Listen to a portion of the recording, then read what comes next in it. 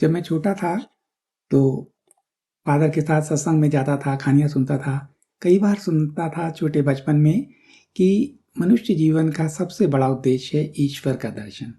ईश्वर का दर्शन हो जाता है तो उसकी मुक्ति हो जाती है। तो उस समय से ये इच्छा प्रकट होती थी कि क्या होता होगा, कैसे होते हैं ईश्वर। फोटो जो देखते थे मंदिर में, घरों में, कैलेंडर में, कई हाथ काली जी की, गले में नरमुंड की माला एंड सो ऑन, क्या ये ईश्वर हैं?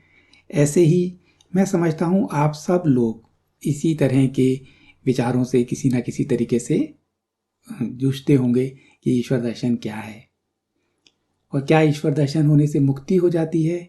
मैं सोचता था कि महाभारत में भगवान कृष्ण तो थे, सारे लोग उनको देख रहे थे, सारी सेना देख रही थी, कौरव के लोग भी देख रहे थे, तो क्या उनकी मुक्ति हो गई? राम रावण के युद्ध में सबने भगवान को देखा, क्या उनकी मुक्ति हो गई? यहाँ पर मैं एक बात और स्पष्ट करना चाहता हूँ कि ईश्वर दर्शन की बात हो रही है, भगवान के दर्शन की नहीं। भगवान, मंदिर में भगवान होते हैं, ईश्वर नहीं। भगवान और ईश्वर क्या एक हैं या अलग अलग? आप सोचो, आपने कभी कहा है ईश्वर राम, ईश्वर कृष्ण, ईश्वर गणेश? नहीं। जो भी फिजिकल बॉडी में, कथाओं में और लेजेंडरी हमारे बीच में शब्द हैं, वो भगवान के बारे में है। हम यहाँ पर ईश्वर दर्शन की बात कर रहे हैं और उसी दर्शन से हमारे जीवन में प्रभाव पड़ता है। क्या इस शरीर में रह के ईश्वर दर्शन संभव है? अगर है तो कैसे होता है? क्या परिवर्तन होते हैं? क्या तैयारी चाहिए? और ईश्वर दर्शन होने के बाद क्या होता है? कोशिश करते हैं समझने की। जब भी कोई शिष्य किसी गॉड रियलाइज्ड संत के पास जाता है तो वो पहला वाक्य बताता है अहम ब्रह्मास्मि, और दूसरा महावाक्य है तत्त्वमसि, तुम भी वही हो। और इसकी जर्नी की यात्रा वहाँ से स्टार्ट होती है, क्योंकि वो उसको ये बताना चाहता है कि मैंने ये रियलाइज कर लिया है और तुम भी वही हो, सिर्फ तुमको रियलाइज करना है। अगर ये संभव है सबके लिए तो ये क्यों नहीं हो पाता? हमारा जो ढूंढने का तरीका है ये मैनिपुलेटिव है। इस धर्म के मैनिपुलेशन में ढूंढने की सारी प्रक्रियाएं बाहर की मुखी हैं, बहिर्मुखी हैं। ईश्वर को भी बाहर ढूंढते हैं, मंदिर, मस्जिद, काबा, Ganga ji, Narmada ji and so on. Unlimited तरीके हैं ईश्वर को बाहर की ओर ढूंढने में। सारे रीति रिवाज बाहर मुखी हैं। इसकी वजह से ये जर्नी लंबी हो जाती है, क्योंकि रास्ता गलत है। अगर आपका कोई सामान घर के अंदर खो गया, कहानी है बड़ी फेमस कि उसका सामान घर में खोया था, वो बाहर ढूंढ रही थी। लोगों ने पूछा, माता जी सामान तो घर में अंदर खोया है, बाहर क्यों ढूंढ रहे हो? तो उन्होंने कहा बाहर उजाला है। सेम वे जो हमारा बाहर की ओर अट्रैक्शन है, इसकी वजह से हम अंदर जाके नहीं ढूंढ पाते और ढूंढने का रास्ता अंदर है। जिस किसी ने भी ईश्वर को पाया, उन्होंने एक ही बात बताई, चाहे वो महर्षि रमन हो, श्री निसर्गदत्त महाराज हों, कबीर हों, बुल्ले शाह हों, या जितने भी अभी तक के लोग हैं जिन्होंने रियलाइज किया, उन्होंने एक ही बात बताई। मैं सिर्फ कबीर दास जी की एक भजन से एक्सप्लेन करने की कोशिश करता हूँ। मोको कहाँ ढूंढे रे बंदे, मैं तो तेरे पास में, ना तीरथ में ना मूरत में, ना एकांत निवास में, ना मंदिर में ना मस्जिद में, ना काशी कैलाश में, ना मैं जप में ना मैं तप में, ना व्रत उपवास में, ना मैं क्रिया कर्म में रहता, नहीं जोग संन्यास में। मोको कहाँ ढूंढे रे बंदे, मैं तो तेरे पास में, खोजी हो तो तुरंत मिल जावे, एक पल की तलाश में।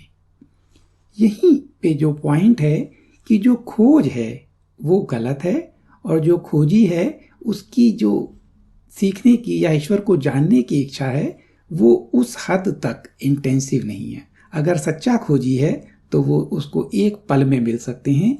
ये कबीर दास जी की वाणी है।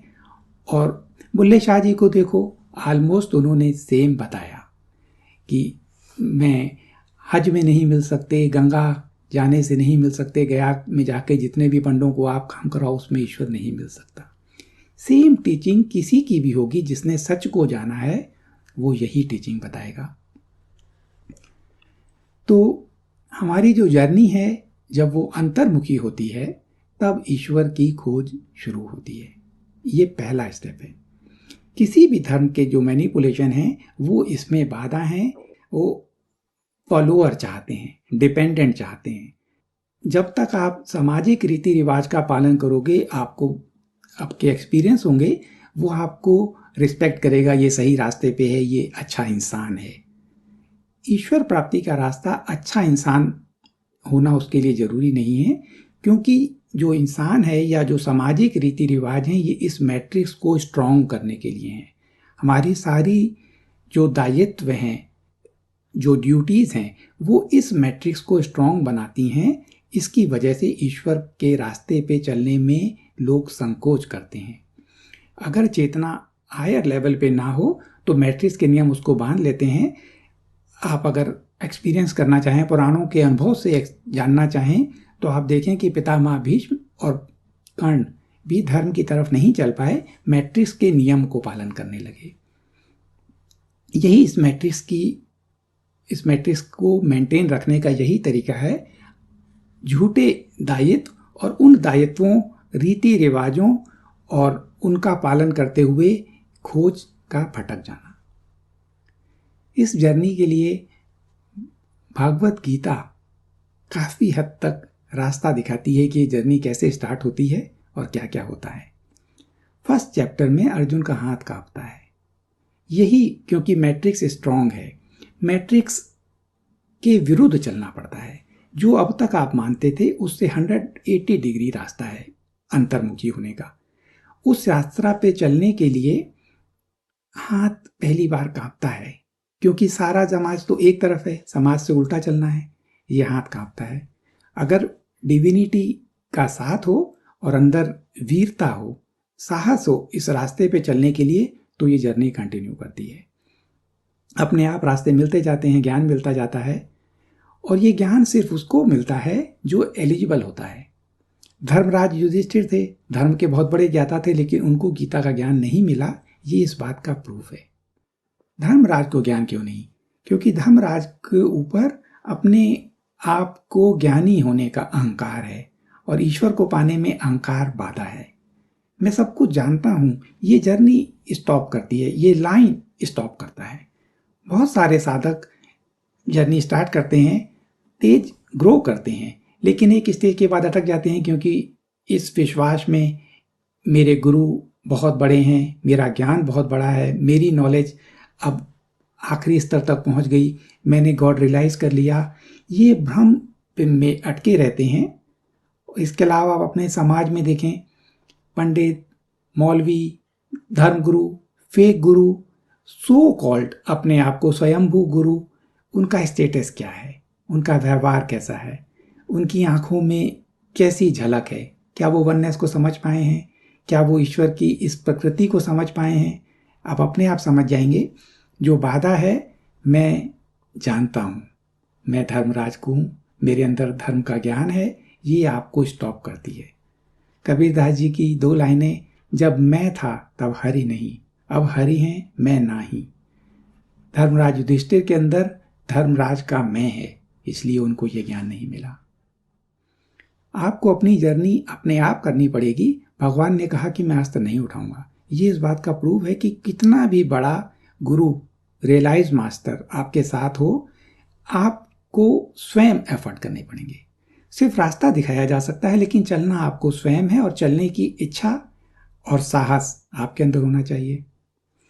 जब ये जर्नी कंटिन्यू होती है, 10th चैप्टर में विभूति योग में भगवान कृष्ण बताते हैं अर्जुन को कि हर चीज में मैं हूं। जब कॉन्शियसनेस लिमिटेड होती है तो वो सेपरेशन में जीती है, इस सिमुलेशन को नहीं समझ पाती कि हम एक सिमुलेशन में हैं, मैं और इसके बाद पूरे लोग। उन लोगों में हम पीड़ित रोल, या वो लोग हमें सुख देते हैं, उसके बाद पूरा समाज, डुअलिटी, कुछ अच्छे लोग हैं, कुछ खराब लोग हैं, कुछ जानवर हमें भला करते हैं, गाय पूजनीय है, और जो कुछ जानवर हमारे लिए हार्मफुल हैं, उनसे डिस्टेंस। जब हम इस सेपरेशन में जीते हैं तो हम ईश्वर को नहीं जान पाते। 10th चैप्टर में विभूति योग में भगवान बताते हैं कि सब कुछ मैं हूँ, वृक्षों में मैं पीपल हूँ एंड सो ऑन। ये चैप्टर आपने देखा है, सुना होगा। वो ये भी कहते हैं कि जुए में मैं छल हूँ, सब कुछ मैं हूँ। तब डुअलिटी खत्म होती है। जब डुअलिटी खत्म होती है और सब कुछ उसी एक ईश्वर का प्रकटीकरण दिखना शुरू होता है, तब आपकी जर्नी और फास्ट होती है, ईश्वर के पाने के पास पहुंचती है। उसके बाद के चैप्टर में 11 चैप्टर में ईश्वर के विश्व रूप के दर्शन होते हैं। यह आपने सुना है। दैट इज एक स्टेप है ईश्वर का विश्व रूप को देखना। क्या होता है विश्व रूप देखने के बाद? अर्जुन ने विश्व रूप को देखा और उसके बाद उसने कहा कि हे प्रभु, अपना ये रूप छुपा लें, मैं डर गया हूं। सबसे पहले विश्व रूप को देखने के बाद डर भी जाता है। जो फर्स्ट ग्लिम्स है ये स्टेबलाइज नहीं है, समाधि में मिली या किसी और तरीके में मिली, लेकिन वो ग्लिम्स बहुत उसको अंडरस्टैंड करना, कॉम्प्रिहेंड करना और अपने जीवन में उतारना। बहुत सिंपल से एग्जाम्पल से आप समझिए कि विश्व रूप में भगवान ने बताया कि जिनको तुम समझते हो कि तुम मार रहे हो, ये सारा काम मेरे द्वारा हो रहा है, तुम खाली एक इंस्ट्रूमेंट हो, ये सिमुलेशन चल रहा है। इस ज्ञान को पर्सनली एक्सपीरियंस भी करने के बाद, विश्व रूप में देखने के बाद भी कि वो सारे उनके द्वारा मारे जा रहे हैं और पैदा हो रहे हैं, फिर भी युद्ध के 13वें दिन जब अर्जुन का बेटा अभिमन्यु मारा गया, उन्होंने कहा कि तब ये ज्ञान भूल गए कि ये सब कुछ अपने आप हो रहा है। तब उन्होंने प्रण कर लिया कि अगर एक दिन के अंदर मैं जयद्रथ का वध नहीं कर दूंगा तो स्वयं आत्महत्या कर लूंगा एंड सो ऑन। ये कहानी आपने पढ़ी है। क्यों? क्योंकि जो दर्शन विश्व रूप के हुए थे उसके बाद भी वो स्टेबिलिटी अभी नहीं आ पाई जो ये समझ सकती कि ये सारा सिमुलेशन है। लेकिन एक स्टार्टिंग थी, उस स्टार्टिंग के बाद ये स्टेबलाइज हो जाती है। ये सबके लिए पॉसिबल है। जब ये स्टेबलाइज हो जाती है तो 18 चैप्टर में अर्जुन कहता है, नष्टो मोहा स्मृति लब्धा तत्व प्रसादा मन च्युता स्थितोस्मि गसंदेहा करिष्ये वचनम तवा। हे भगवान, आपकी कृपा से मेरा मोह नष्ट हो गया है और मुझे मेमोरी प्राप्त हो गई है। मैं संदेह रहित होकर अब स्टेबल हूं और अब मैं आपकी आज्ञा का पालन करूंगा। किस चीज की स्मृति प्राप्त हो गई? जो हम थे, हम पहले से ही थे, सिर्फ एक मैनिपुलेशन में या किसी परिस्थितियों में हम जो नहीं हैं अब, और जो हमारी पूर्व की स्मृति थी, जो हम असली थे, वो स्मृति प्राप्त हो गई। वो स्मृति प्राप्त हो गई, मोह नष्ट हो गया और हम स्टेबल हो गए। That is the process. यही स्पिरिचुअल जर्नी है। वास्तविकता में हम ही जिस स्मृति को खो चुके हैं उस स्मृति को पाने की जर्नी है। और जब वो स्मृति प्राप्त हो जाती है तब हमारे को समझ में आता है कि ईश्वर और हम क्या हैं। अब जो लोग इस जर्नी पे चलते हैं, आजकल कई शब्द हैं, शब्दों का भी संदेह हो जाता है। कुछ लोग सेल्फ रियलाइजेशन इंग्लिश में बोलते हैं, फिर एक नया शब्द है गॉड रियलाइजेशन। और दोनों मैं ऐसे लोगों से मिला हूं जो कहते हैं कि हमें सेल्फ रियलाइजेशन तो हो गया है लेकिन गॉड रियलाइजेशन बाकी है। सेल्फ रियलाइजेशन, गॉड रियलाइजेशन, मुक्ति, लिबरेशन, साल्वेशन, अहम ब्रह्मास्मि, ये जानना, ये सारी एक ही बातें हैं। रूमी का कोट है, मैंने ईश्वर की खोज की और खुद को पाया। मैंने खुद की खोज की और ईश्वर को पाया। जिन्होंने भी ये जान लिया उन्होंने एक ही बात कही है। सिर्फ जो इस बात को जानने में, इसीलिए ये शब्दों का भ्रम है। जो ये कहते हैं कि हमें सेल्फ रियलाइजेशन हो गया लेकिन गॉड रियलाइजेशन बाकी है, उन्हें अभी सेल्फ रियलाइजेशन भी नहीं हुआ। ये जानना कि मेरी चेतना इस जगत को प्रकट कर रही है, ये वही सेल्फ है जो सब जगह प्रकट हो रहा है, वही ईश्वर है, वही गॉड रियलाइजेशन है। जिसने सेल्फ रियलाइजेशन को जान लिया और immediately that is the God realisation. क्योंकि ये जो सारा रियलाइजेशन एक क्षण में कि मैं ही करने वाला हूं, ईश्वर मैं ही हूं, तब ही ये समझ में आता है कि अहम ब्रह्मास्मि, मैं ही हूँ। एक ही एक्सपीरियंस है, एक ही रियलाइजेशन है, और ये रियलाइजेशन होता है जब हम टाइम और स्पेस के परे जा पाते हैं। इस मैट्रिक्स में जिसमें हम ट्रैप हैं या जिस पे हम एक्सपीरियंस कर रहे हैं, इसमें हम स्पेस और टाइम में बंधे हुए हैं। इस टाइम और स्पेस के परे जब हम जाते हैं तो ईश्वर के विश्व रूप के दर्शन होते हैं। लेकिन वो एक्सपीरियंसेस शुरू में छोटे छोटे होते हैं, और इस एक्सपीरियंस को करके जब हम वापस इस मैट्रिक्स में आते हैं तो सिर्फ उसकी थोड़ी सी याद रह जाती है, लेकिन पूरी तरह वो नहीं रह पाता। फिर वो जब ये एक्सपीरियंस, एक बार रास्ता मिल गया, फिर हम बार बार जा सकते हैं, लंबे समय तक वहाँ पे रह सकते हैं, तो वो हमारे जीवन में उतरने शुरू होते हैं। जब ये पूरी तरह इस्टेब्लिश हो जाते हैं तब एक तरह से सहज योग हो जाता है। जो कॉन्शियसनेस है वो ऑब्जर्विंग कॉन्शियसनेस बन जाती है, क्योंकि वो जानती है कि सब कुछ मेरे द्वारा हो रहा है। जब ये ऑब्जर्विंग कॉन्शियसनेस होती है तो सारे अहंकार मिट जाते हैं। इन का बाद जो बिहेवियर होता है वो बिहेवियर एक गॉड रियलाइज्ड संत का या पीपल का होता है, और ये सब के लिए संभव है। जब ये एक्सपीरियंस होता है तो मंसूर अल हल्लाज, जिन्होंने अनहलक का ज्ञान दिया था, आप उनके एक्सपीरियंस देखो। उन्होंने यही शब्द कहा कि मैं ही सत्य हूँ, मैं ही ईश्वर हूँ।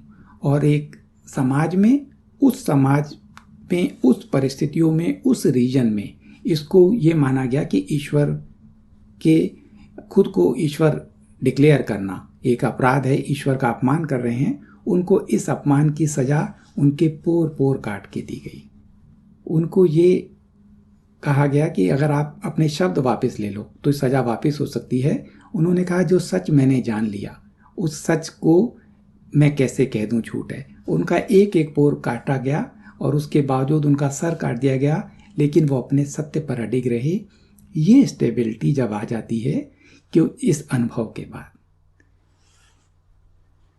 पतंजलि योग सूत्र ईश्वर को जानने के बारे में बताता है कि जिस मनुष्य का जीवन में जो इग्नोरेंस है, अविद्या है, उसकी वजह से वो 5 कलेशों में घिरा रहता है, और जो इन कलेशों से मुक्त हो जाता है वो ईश्वर बन जाता है। जो भी इग्नोरेंस से हट के नॉलेज को प्राप्त कर लेता है वो ईश्वर के दर्शन भी कर लेता है, और वो स्वयं ये जान जाता है कि अहम ब्रह्मास्मि, अनहलक, प्रज्ञानम ब्रह्मम, सारा कुछ ये एक ही ईश्वर का खेल है, जो इस माया के अज्ञानता के कारण हम लोग अनुभव नहीं कर पा रहे हैं। ज्ञान सबके अंदर है, इक्वल है, इक्वल पोटेंशियल है, पॉसिबिलिटीज़ हैं, सिर्फ एक पर्दा है। ये पर्दा जिसका भी हट गया उसको ईश्वर के दर्शन हुए, उसका जीवन बदल गया और वो हमेशा के लिए मुक्त हो गया। लेकिन गुरु लोगों को या रियलाइज्ड पीपल को ये बात बताना सामान्य इंसान के लिए काफ़ी कठिन होता है। तो वो कई शब्दों में कहते हैं, वो कई बार समय के साथ मैनिपुलेट भी हो जाती हैं या समय के साथ भ्रम भी पैदा हो जाता है। कुछ लोग कहते हैं कि महात्मा बुद्ध ने कहा कि ईश्वर नहीं है। उन्होंने शायद यही कहने की कोशिश की हो कि जिस तरह ईश्वर को आप ढूंढ रहे हो, ईश्वर उस तरह नहीं है। और मुझे बड़ा इंटरेस्टिंग लगता है कि महात्मा बुद्ध की ये बात सुनने के बावजूद उन्होंने कहा कि ईश्वर मंदिर में नहीं है। उन्होंने महात्मा बुद्ध के मंदिर बना दिए। So this is the human nature. वो ह्यूमन का जो जीन है उसके अंदर प्रोग्रामिंग है। समय के साथ जो प्रोग्रामिंग इस तरह और गहरी होती गई है कि वो ईश्वर को अपने अतिरिक्त बाहर में ढूंढता है। वो किसी सेवियर का इंतजार करता है, और ये ना तो सेवियर आएगा ना ईश्वर बाहर मिलेगा। ईश्वर को जब वो अपने सही तरीके से खोजेंगे तो वो ईश्वर सबके लिए इजीली अवेलेबल है। हम काल चक्र के उस दौर से गुजर रहे हैं जिसमें ब्रह्मांड ईश्वर पाने को और इस मुक्ति को सुलभ करने के लिए कंप्लीट फैसिलिटीज़ दे रहा है। अधिकांश लोग जिन्होंने पहले कभी साधना नहीं की या इस मार्ग पे नहीं आए, वो अपने आप आ रहे हैं। ये उनको प्रेरित कर रहा है क्योंकि डिवाइन प्लान अनफोल्ड हो रहा है। सब लोग इस अर्थ की जो कंप्लीट कॉन्शियसनेस है, कलेक्टिव कॉन्शियसनेस है, वो नेक्स्ट लेवल पे जा रही है, जिसमें सभी लोग इस एक्सपीरियंस को ईजिली कर सकेंगे और आने वाले समय में ये और आसान होगा।